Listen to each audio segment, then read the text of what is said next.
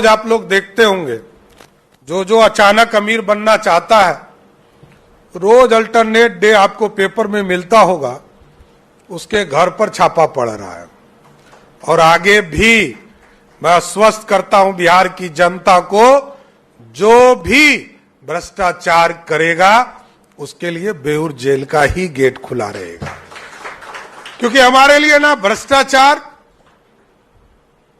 ना अपराधियों का संरक्षण। नमस्कार, मैं संतोष सिंह और आज हम बात ऑपरेशन रिशुश्री की करने जा रहे हैं। जी हां, वो ऑपरेशन जिसकी पूरी मॉनिटरिंग खुद मुख्यमंत्री कर रहे हैं, वो ऑपरेशन जिसके सहारे सम्राट बिहार के ब्यूरोक्रेसी में एक दहशत पैदा करना चाह रहे हैं, वो ऑपरेशन जिसके सहारे सम्राट नीतीश कुमार के उस शीश महल को, ब्यूरोक्रेसी के उस शीश महल को ध्वस्त करना चाहते हैं, जिसके सहारे बिहार की जमकर लूट हुई थी, वो ऑपरेशन जिसके सहारे सम्राट बिहार में अपनी एक अलग छवि स्थापित करना चाहता है। ऐसे में यह सवाल उठना लाजमी है कि इस ऑपरेशन के पीछे कौन है, या फिर इस ऑपरेशन को लेकर मुख्यमंत्री फायर क्यों है। फायर मतलब किसी भी हद तक जाने को तैयार क्यों है। बिहार के इतिहास में, जरा गौर से सुनिएगा, बिहार के इतिहास में पहली बार ऐसा हुआ है कि बिना कोई आरोप गठित हुए, बिना कोई एफआईआर दर्ज हुए आईएएस अधिकारी निलंबित हुआ है, वो भी दो आईएएस अधिकारी। ये अपने आप में एक अजीब सी घटना है। ऐसे सस्पेंड हुआ है जैसे थानेदार सब सस्पेंड होता है, वैसे 2 आईएएस अधिकारी सस्पेंड हुए हैं। आखिर इस सस्पेंशन के पीछे का खेल क्या है, और क्या है यह रिशुश्री जिसको लेकर सम्राट किसी भी हद तक जाने को तैयार है। तो जरा इसकी पृष्ठभूमि में चलते हैं। सम्राट चौधरी को बिहार के मुख्यमंत्री की कुर्सी पर बैठना था, यह तय हो चुका था विधानसभा चुनाव के दौरान ही, लेकिन सामने नीतीश कुमार थे, जिनका एक अलग प्रभाव भी रहा है, एक अलग समझदारी भी रही है, और प्रदेश की जनता के बीच एक छवि भी रही है। मतलब एक ऐसे व्यक्ति को गद्दी पर से हटाकर बैठना था जिनके बारे में कोई ऐसी बातें नहीं थी, लालू यादव की तरह जंगल राज या फिर चारा घोटाला, जिस पर आप हमला बोलकर अपनी गद्दी को अस्थायित्व कर सकते थे। यह तब होगा जब दोनों अलग अलग होंगे, तब फिर बहुत तरीके का राग भैर भी गाई जाएगी, लेकिन साथ है और स्थापित भी करना है। इसलिए जैसे ही सरकार बनी, गृह मंत्री को बनने को लेकर सम्राट चौधरी इसलिए वीटो लगा दिए कि हमें गृह चाहिए तो चाहिए, यह जानते हुए कि गृह विभाग का कोई इंडिपेंडेंट वजूद नहीं है। लेकिन उनके दिमाग में रिशुश्री था, जिसको बचाने के लिए बिहार ब्यूरोक्रेसी के तमाम सीनियर अधिकारी लगे हुए थे। उनको पता था कि 30 अप्रैल 2025 को ईडी के कहने पर स्पेशल विजिलेंस यूनिट एफआईआर तो दर्ज कर दिया है और कार्रवाई अभी तक नहीं हुई है। उनको यह भी पता था कि हाई कोर्ट से रिशुश्री को थोड़ी राहत मिली है। उनको यह भी पता था कि अगर रिशुश्री के गिरबान पर अगर हाथ डाले तो इस पूरे ऑपरेशन में जो वफादारी दिखा रहे हैं आईएएस अधिकारी, उनसे स्वाभाविक तौर से मुक्ति पाई जा सकती है। इसलिए यह ऑपरेशन बहुत महत्वपूर्ण था और इस ऑपरेशन में अपने भरोसेमंद एक सीनियर पुलिस पदाधिकारी और 2 आईएएस अधिकारी का उन्होंने इस्तेमाल किया, या यूं कहें कि इस पूरे ऑपरेशन में एक आईपीएस अधिकारी, 2 आईएएस अधिकारी और खुद मुख्यमंत्री, ये 4 लोग शामिल रहे। मुख्यमंत्री की बस एक ही इच्छा थी कि कार्रवाई होनी चाहिए। 15 अप्रैल 2026 को सम्राट चौधरी शपथ लेते हैं। शपथ लेते ही इस ऑपरेशन को कैसे अंजाम तक पहुंचाया जाए, इसको लेकर शुरू हुआ, खेल शुरू हुआ कि कैसे हो। पदभार संभालते ही सम्राट के सामने दोहरी चुनौती थी। पहली चुनौती कि रिशु श्री पर कार्रवाई हो। हाई कोर्ट में जो स्टे लगा हुआ है, 11/12/2025 को स्टे लगा था, उस पहले स्टे को खत्म कराया जाए और उसके बाद ऐसे अधिकारियों पर निशाना साधा जाए जो अधिकारी किंग पिन है। ऑपरेशन रिशु श्री की शुरुआत होती है सबसे पहले उन अधिकारियों के तबादले के साथ जिन पर रिशु श्री का संरक्षण देने का आरोप था। और सबसे पहले 10 मई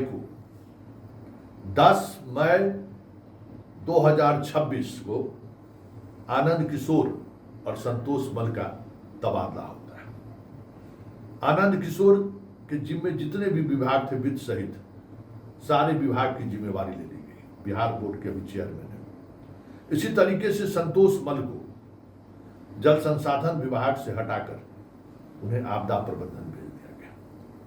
रिशु श्री ऑपरेशन का ये पहली कड़ी थी कि उनके आसपास के वैसे आईएएस अधिकारी जिन पर गंभीर आरोप है, पहले उनको जगह से हटाया जाए।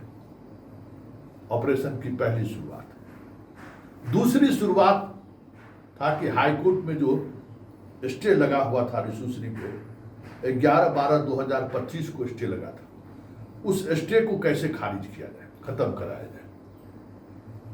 महाधिवक्ता के माध्यम से चीजें चलनी शुरू हुई और 18/5/2026 को हाईकोर्ट ने रिशु श्री को जो 11/12/2025 को राहत दिया था, उस राहत को खत्म कर दिया, खारिज कर दिया। और जैसे ही हाई कोर्ट से खारिज हुई, 27/5/2026 के अहले सुबह स्पेशल विजिलेंस यूनिट की टीम रिशु श्री के घर पर छापेमारी करती है। और उस छापेमारी के दौरान जो मीडिया को रिलीज जारी किया गया, उसमें 2.5 लाख रुपया कैश, 51 लाख का ऑर्नामेंट्स, 2 करोड़ का फिक्स्ड डिपॉजिट और 61 जमीन का कागजात, सेल डीड, ये सारी चीजें हुई। उसके बाद ये रिलीज देख लीजिए। उसी दिन देर रात को रिशु श्री को स्पेशल विजिलेंस यूनिट बुलाती है और 28/5/2026 को एक रिलीज जारी होता है कि रिशु श्री विदेश भागने वाला था, कि गिरफ्तारी जरूरी थी, इसलिए इनको गिरफ्तार कर लिया गया 28 तारीख को। और 30 तारीख को 30/5/2026 को 2 ऐसे आईएएस अधिकारियों को निलंबित कर दिया गया जो रिशु श्री के पैसे पर विदेश घूमने गए थे। अपने अपार्टमेंट के टेरिस पर 6 लाख का जो है सो काम करवाए थे। बहुत तरीके का जो सीधे तौर पर जिस पर ईडी एफआईआर दर्ज करने को कहा था, उस पर सरकार ने कार्रवाई आनंद फानंद में कर दिया। ये कार्रवाई उन दोनों आईएएस अधिकारी को बचाने के लिए किया गया। हरबरी में कनपट्टी में सिंदूर है ना, हम लोग क्या कहावत है, इसलिए नोटिफिकेशन में भी ये लोग गलती कर दी। यह ऑपरेशन रिशु श्री का हिस्सा नहीं था। यह बात देखिए, दोनों तरफ से सहमत की खेल चल रहा है ना, पैरेलल चल रहा है दोनों तरफ से। ये सम्राट चौधरी एफआईआर चाहते थे कि एफआईआर दर्ज हो और फिर कार्रवाई हो, जेल जाना चाहिए। तो ये तो बड़ी कार्रवाई हो जाती, और इन दोनों से अगर पूछताछ होता, एफआईआर होता, तो फिर कई आईएएस अधिकारी के गिरबान पर हाथ जाता। तो कहा जा रहा है कि बचाने के लिए फिलहाल उनको सस्पेंड कर दिया गया है, बिना किसी कारण बताओ, बिना किसी नोटिस के। लेकिन एक और डेवलपमेंट हो गया इस बीच।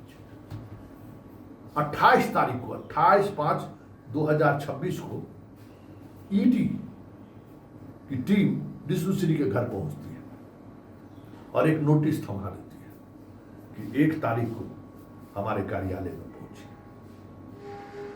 यह नोटिस आईएएस अधिकारियों के द्वारा बुने गए उस जाल को भेजने के जैसा है, जिसके सहारे वो इन 2 आईएएस अधिकारियों को बिना किसी कारण बताए हुए निलंबित तो कर दिया।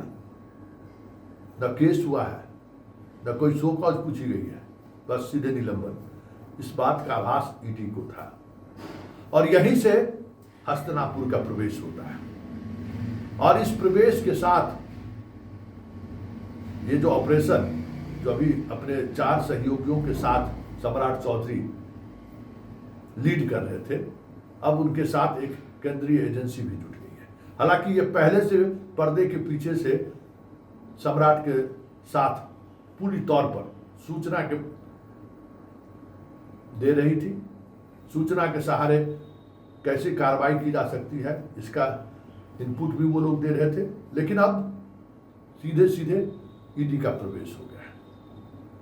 देखिए आगे आगे होता है क्या, लेकिन इतना तो तय है कि इस ऑपरेशन ने पूरी ब्यूरोक्रेसी को हिलाकर तो जरूर रख दिया है। और अगर ब्यूरोक्रेसी के इस मतवाले हाथी को गजराज की तरह कंट्रोल करने में सम्राट कामयाब हुए, तो फिर सम्राट लंबी रेस के मुख्यमंत्री होंगे, ये भी तय समझिए।